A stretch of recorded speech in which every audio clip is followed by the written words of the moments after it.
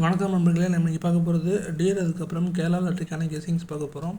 First நம்ம டியரோட 1 மணிக்கான guessing பார்த்தலாம்.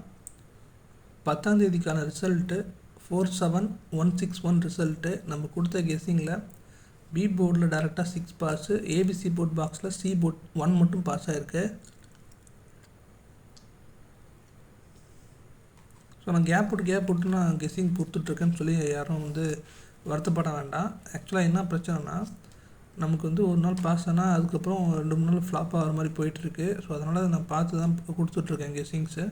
என்ன தான் நம்ம பார்த்து கொடுத்தாலும் ஃப்ளாப் ஆகிட்டு இருக்கிறதுனால நமக்கு நடுவில் கேப் விட்டு போட வேண்டியதாக இருக்குது. அதுவும் இல்லாமல் எனக்கு கொஞ்சம் உடம்பு கொஞ்சம் சரியில்லாததுனால கொஞ்சம் இஷ்யூஸ் இருக்குது உடம்புல. அதனால் அதுவும் கொஞ்சம் காரணமாக இருக்குது.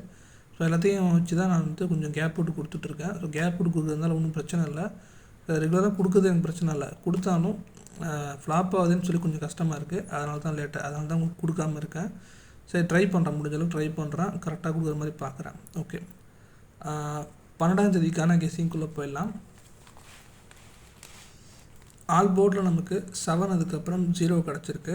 ஏ போர்டில் 3 அதுக்கப்புறம் 9 கிடச்சிருக்கு. பி போர்டில் 4 அதுக்கப்புறம் 9 கிடச்சிருக்கு.